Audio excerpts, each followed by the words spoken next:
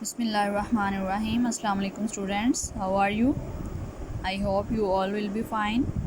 Students, let start our today's lecture of S S T. Unit number 2 ہمارا چل رہا ہے. اس کا سیکنڈ لانگ کوسچن جو ہے آج ہم نے اسٹارٹ کرنا ہے, اور سیکنڈ لانگ کوسچن ہے قائد اعظم محمد علی جناح کے 14 نکات پر روشنی ڈالیں. ٹھیک ہے, تو اس کو سٹارٹ کرتے ہیں. قائد اعظم محمد علی جناح رحمۃ اللہ علیہ نے نہرو رپورٹ کو ماننے سے انکار کر دیا. اب اس سے پہلے یہ سمجھ لے کہ نہرو رپورٹ کیا تھی. یہ اوپر والا ہی پوائنٹ ہے. نہرو رپورٹ نے مسلمانوں کے ساتھ ماضی میں کیے گئے معاہدہ لکھنؤ پر پانی پھیر دیا اور جداگانہ انتخابات کے اصول کو رد کرتے ہوئے ان تمام تحفظات کو ماننے سے انکار کر دیا جو مسلمان اپنی ترقی اور بقا کے لیے لازمی سمجھتے تھے. یعنی نہرو رپورٹ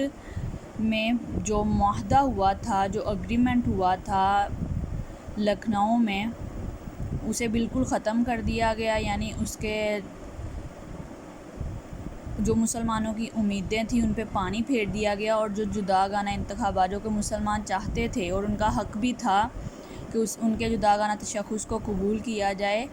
اور انہیں انتخابات کا موقع دیا جائے, لیکن ان چیزوں کو انہوں نے بالکل رد کر دیا اور مسلمانوں کے جو تحفظات تھے انہیں بھی ماننے سے انکار کر دیا. تو اس لیے مسلمان جو تھے وہ مسلمان اور ہندو جو تھے ان کے آپس میں تعلقات تو پہلے ہی خراب تھے, لیکن نہرو رپورٹ کی وجہ سے یہ تعلقات اور زیادہ کشیدہ اور زیادہ خراب ہو گئے. اب اس کے رپلائی میں قائد اعظم محمد علی جناح نے 14 نکاتی ایجنڈا پیش کیا. اب اس کو دیکھ لیتے ہیں. قائد اعظم محمد علی جناح نے نہرو رپورٹ کو ماننے سے انکار کر دیا. آپ نے 1929 میں, ڈیٹ نوٹ کر لیں, آپ نے 1929 میں 14 نکات پر مشتمل درج ذیل رہنما اصول پیش کیے. یہ امپورٹنٹ کویشچن ہے, اس کو دھیان سے آپ لوگوں نے یاد کرنا ہے. پہلے اس کو سمجھ لیں. نمبر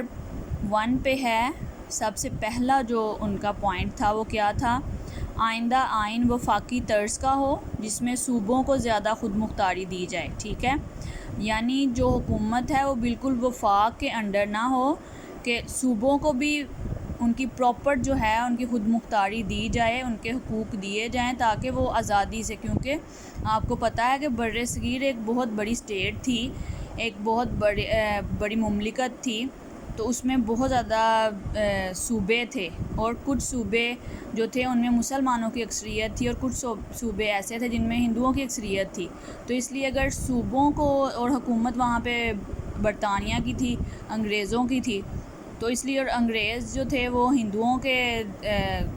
حامی تھے, ہندوؤں کو ہی سارا کچھ دیتے تھے, مسلمانوں کو انہوں نے بالکل پس پشت ڈال دیا تھا. تو اس وجہ سے قائد اعظم کا یہ ایجنڈا تھا کہ صوبوں کو بھی خود مختاری دی جائے تاکہ جن صوبوں میں مسلمانوں کی اکثریت ہے وہاں پہ مسلمانوں کے حقوق کا تحفظ بھی ممکن ہو سکے.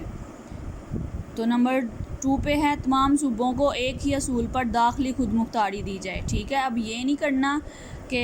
انگریز حکومت جو پہلے ہی ہندو نواز تھی, یعنی ہندوؤں کو ہی وہ سپیریئر سمجھتے تھے, ہر چیز میں ہندوؤں کو آگے کیا ہوا تھا, ہر شعبے میں, ہر فیلڈ میں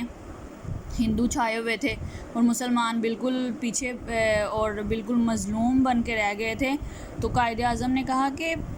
تمام صوبے, یا چاہے ان میں ہندوؤں کی اکثریت ہو یا مسلمانوں کی, اس چیز کو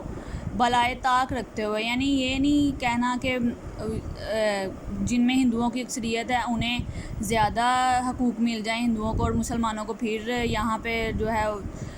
انہیں رسوا کیا جائے, ان کے حقوق کی پامالی کی جائے. ٹھیک ہے, اور انہیں محروم رکھا جائے ان کے حقوق سے. ایسا نہیں, تمام صوبوں کو, چاہے ان میں ہندوؤں کی اکثریت ہے یا مسلمانوں کی ہے, برابر کے حقوق ملنے چاہیے, یعنی برابر کی خود مختاری ملنی چاہیے تاکہ وہ اپنے طریقے سے اپنے صوبوں کا جو ہے وہ کام کر سکے, اپنے صوبوں میں رہنے والے جو عوام ہیں ان کے حقوق کا تحفظ جو ہے یقینی بنایا جا سکے. آگے نمبر 3 پہ ہے, صوبوں میں اقلیتوں کو مناسب نمائندگی دی جائے. ٹھیک ہے, اب اقلیتوں میں مسلمان بھی اقلیت میں تھے. آپ کو پتہ ہے کہ بر صغیر میں ہندوؤں کی اکثریت تھی اور مسلمانوں کی اقلیت تھی, تو اس لیے اقلیتوں میں مسلمان بھی شامل ہیں, کہ ہر اقلیت, چاہے وہ ہندو ہیں مسلمان ہیں، سکھ ہیں یا مجوسی ہیں یا جو بھی کسی بھی مذہب سے ریلیٹڈ ہیں، ان سب کو خود مختاری دی جائے، ان سب کو نمائندگی دی جائے، یعنی حکومت میں آنے کا سب کو موقع دیا جائے۔ مرکزی اسمبلی میں مسلمان ممبران کی تعداد 1/3 سے کم نہ ہو، ٹھیک ہے، یعنی مرکزی جو اسمبلی ہے اس میں مسلمانوں کو بھی نشستیں ملنی چاہیے، مسلمانوں کو بھی ان میں مسلمانوں کی تعداد بھی جو ہے وہ 1/3 سے کم نہیں ہونی چاہیے، کیونکہ دوسری جو بڑی جماعت تھی بڑے صغیر میں وہ مسلمانوں کی تھی، تو یہ ان کا حق تھا۔ نمبر 5 پہ ہے جداگانہ انتخابات کا اصول ہر فرقہ پر لاگو ہونا چاہیے، البتہ اگر کوئی فرقہ چاہے تو اپنی مرضی سے مخلوط طریقہ انتخابات قبول کر سکتا ہے، یعنی اب بڑے صغیر میں مختلف قومیں آباد تھیں، تو قائد اعظم کا یہی موقف تھا کہ ہر ایک کو جداگانہ انتخابات کا جو ہے وہ حق ملنا چاہیے۔ اگر کوئی جماعت اپنی مرضی سے یہ حق نہیں لینا چاہتی تو وہ اس کی اپنی مرضی ہے، لیکن جداگانہ انتخابات کا جو حق ہے وہ ہر فرقے کو، ہر گروہ کو ملنا چاہیے۔ آگے نمبر 6 پہ ہے صوبوں کی حدود میں کوئی ایسی تبدیلی نہ کی جائے جس سے پنجاب، بنگال اور شمال مغربی سرحدی صوبہ خیبر پختونخوا کی مسلمان اکثریت متاثر ہوتی ہو۔ یعنی ہندوؤں کا پہلے ہی ذہن یہی تھا، وہ تو چاہتے ہی نہیں تھے کہ پاکستان کا قیام ہو، اس لیے انہوں نے ہر ممکن جو سازش تھی، جو انہوں نے تدبیریں کرنی تھی وہ کرتے رہے، لیکن یہ اللہ تعالیٰ کا حکم تھا، اللہ تعالیٰ کا اذن تھا، پاکستان نے بن کے رہنا تھا، اور الحمدللہ پاکستان بن گیا۔ اور مسلمان جو اکثریت میں ایسے صوبے جہاں پہ مسلمان اکثریت میں تھے، ان صوبوں کے متعلق جو تھی ہمیشہ ان کی بری نظر تھی، ہندوؤں کی بھی اور انگریزوں کی بھی،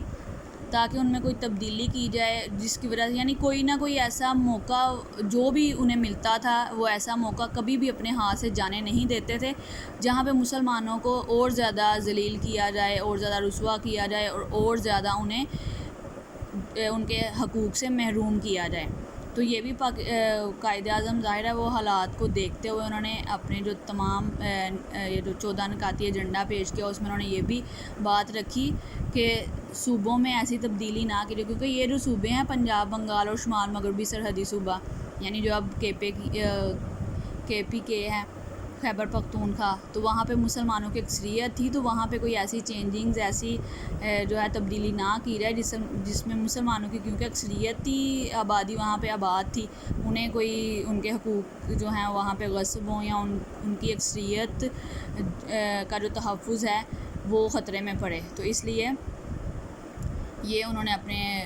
نکات میں شامل کی یہ بات۔ آگے نمبر 7 پہ ہے تمام لوگوں کو یکساں مذہبی آزادی دی جائے۔ آپ کو پتہ ہے کہ بڑے صغیر میں جو ہندو تھے وہ اکثریت میں بھی تھے، اور ظاہر ہے جو انگریز حکومت تھی وہ ہندوؤں کے ساتھ تھی ان کے ہر کام میں، چاہے وہ جائز تھا یا ناجائز تھا، تو جو اقلیت میں لوگ تھے ان کی مذہبی آبادی بھی یہ لوگ چھیننا چاہتے تھے، خاص طور پہ مسلمان سر فہرست تھے، مسلمانوں کی مساجد کو نقصان پہنچایا جاتا تھا، مسلمان جو کہ اپنے مذہب کے اکارڈنگ اپنی عبادات، اپنی روایات کو قائم رکھنا ان کے لیے بہت مشکل ہوتا جا رہا تھا وہاں رہتے ہوئے، اور یہ بھی ایک ریزن تھی جس کی وجہ سے پاکستان کا مطالبہ کیا گیا کہ وہاں پہ مسلمانوں کو مذہبی آزادی بھی حاصل نہیں تھی، تو اس لیے قائد اعظم نے یہ بھی بات اپنے نکات میں شامل کی کہ انہوں نے صرف مسلمانوں کے لیے بات نہیں کی، یہ بات آپ نوٹ کریں گے، تمام لوگوں کو، چاہے وہ کوئی بھی فرقہ ہے، کوئی بھی مذہب ہے، کوئی بھی جماعت ہے جو بڑے صغیر میں اقلیت میں رہ رہی ہے، ان سب کو برابر کے مذہبی حقوق ملنے چاہیے۔ یعنی اگر ہندو آزاد ہیں کہ وہ اپنی مرضی سے اپنے مندروں میں جا سکتے ہیں، اپنی مرضی سے اپنی رسومات ادا کر سکتے ہیں، تو مسلمانوں کو، سکھوں کو یا اور بھی جو وہاں پہ کرسچنز تھے یا مجوسی تھے، جو بھی تھے، وہ سب کو اتنی آزادی ہونی چاہیے کہ وہ تمام اپنے مذہب سے کے مطابق جو ہیں وہ اپنے اراکین، اپنے جو عبادات ہیں، اپنی رسوم ہیں وہ ادا کر سکیں آزادی کے ساتھ۔ تو یہ 7 جو ہیں نکات آپ نے یاد کرنے ہیں، 14 ہے ٹوٹل، ہاف آپ کو دے رہے ہیں، آپ نے اچھے سے اس کو یاد کرنا ہے، اور جیسے یہ لکھا ہوا ہے آپ نے ویسے ہی یاد کرنا ہے، اور بہت اچھے سے، کیونکہ یہ کوشچن بہت امپورٹنٹ ہے، قائد اعظم کے 14 نکات۔ اوکے اسٹوڈنٹس، اپنا خیال رکھیے گا، اللہ حافظ۔